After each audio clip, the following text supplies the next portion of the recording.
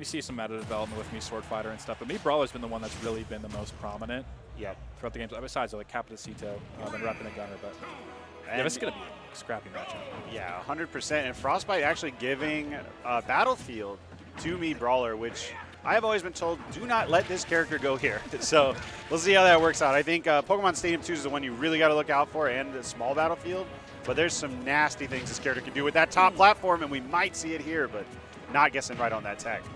Yeah, no, and sometimes you can just do the double jump up air into a grab off that platform, which is just so devastating. And Battlefield, definitely a scary one, but there's some situations where you can DI away from a top plat and not die, because that top platform is just so high up. It's really about avoiding that top platform. Yes, 100%. You want to DI away from that thing as much as possible, because if you get grabbed on it, you're dead at like 60. It's ridiculous. Yeah. I mean, and that might even be generous. You could lose your stock so early against this character, but the tech just going to be potent for Roy in this matchup. The fast fall. Oh, wow. DI mix.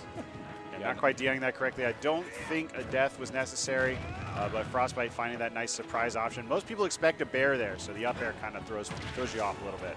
Yeah, and I think maybe Frostbyte just opting to go for a juggle, but finds the stock anyway. And are we going to see, can the Mii Brawler, can Sentinel find some edge guarding setups? Is there any situations where he can trade with a Roy up special with Nair maybe? I'm not sure, but we'll have to see how it plays out. Yeah, one thing about Roy is he is a fast faller, which makes a lot of the kinds of combos Mii Brawler goes for. They might work a little bit better on him because he just doesn't go as high when launched in the air, or they might work for longer. So we may see some early stocks taken, but an excellent down air. Gonna react to the sour spot and find a back air out of it for the stock early again. Yeah, and that's just a nice pickup from Frostbyte. Really on point here so far in this set, and going for another up air. I'm not sure if that was intentional, but the jab forward smash, spelling danger for Sentinel. Sentinel, yeah. And so far, Frostbyte looking in control. One of the best Roys to do it, honestly. Definitely.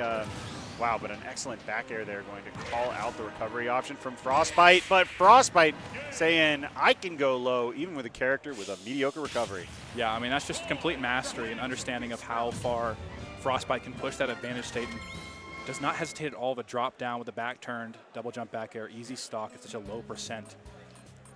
Beautiful first game for Frostbyte. Yeah, looking calm, cool, collected. So this is another character who's sort of been in a contentious place in the meta right now is Roy. How are you feeling about Roy today in 2025? Man, all the Roy players will tell you he's bad. But you play against him and you feel the pressure. It's tough because he doesn't play the game like the best characters in the game do, yeah. Which is like kind of, I'm going to do my thing and you have to deal with it. And when you play against Roy, you feel like you have a chance. And in a game like Ultimate, that feels weak almost, like for some of these top tiers like Steve. He has to play the game. Watch. Yeah, he has to play. Yeah, you know, you have to win multiple neutral interactions, maybe only 2 or 3, but you still have to win them.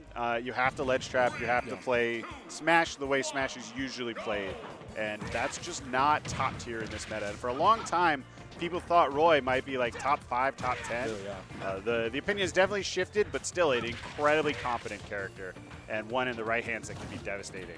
Yeah, and these Roy players are usually a little bit less consistent, but their highs are usually pretty remarkable.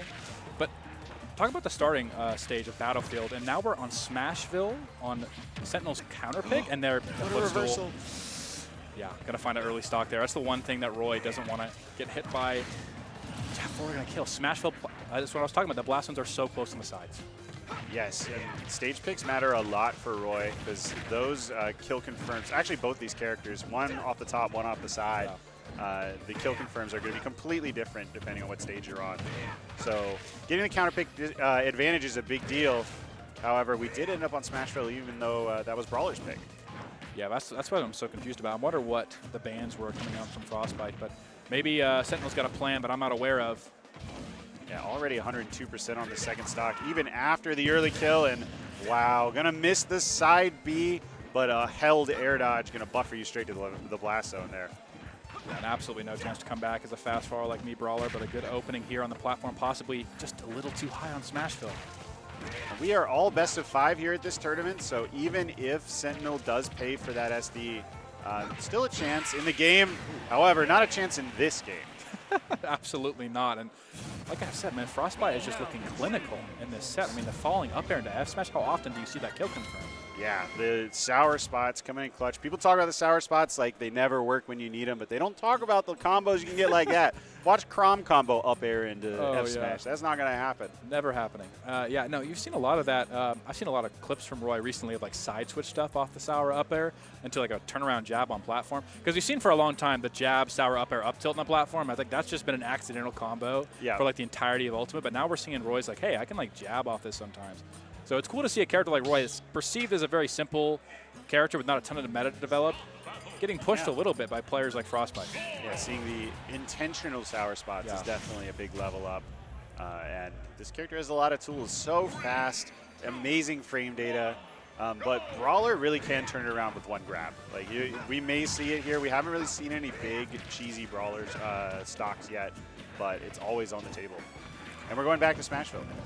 Yeah, I'm curious as to what the idea is for Smashville. It just seems so claustrophobic, and gets another footstool off the flip jump. Yeah, this time he holds on to his jump and does not lose his stock at 10%. Not that it mattered that much in the end. Yeah, slight delay on the double edge dance, almost getting the kill. Jab back air is still an incredible kill confirm. It's just good. It's so reactable when you hit that jab. You don't have to anticipate it at all. And that move it's frame 5. It's only like -10 on shield, so at most you're getting like maybe a grab, or if you have a really, really good up smash, you can maybe make that happen. But, oh wow, it's just dominating space here with the sword. What an incredible option going out there with side B1. Oh, I like the idea. He puts himself in a good position to follow up off of it by B-reversing back towards the stage. And still find a kill there, but really crafty idea from Frostbyte. And I just don't know how the stage is going to work out for Sentinel. It just seems so difficult dying to an up air again for poor DI.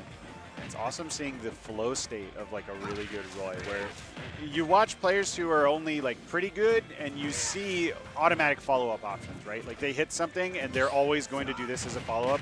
Frostbyte is always watching the opponent, always ready to call an audible if something doesn't connect correctly, or they end up in a spot he doesn't expect. He is always ready to adapt and be there. Right back air, no jump, but going to pay for his hubris going all the way out there with Roy. Yeah, definitely got to be aware of that situation. I don't think Frostbyte's too concerned about losing that one, but you got to be careful against a character like me, Brawler. There's always a chance for a comeback in terms of all of this rage is going to make it the up special kill off the top even earlier, but the side B is going to take it. Frostbyte, a swift 3-0. Yeah, dominant there. Roy, one of those characters where you really got to know what you're doing or you're just going to get run over. And I don't just mean at the game, I mean at the matchup itself. There's just so many little tricks and traps, so many situations where something's safe and you don't expect it to be. And Frostbyte taking full advantage.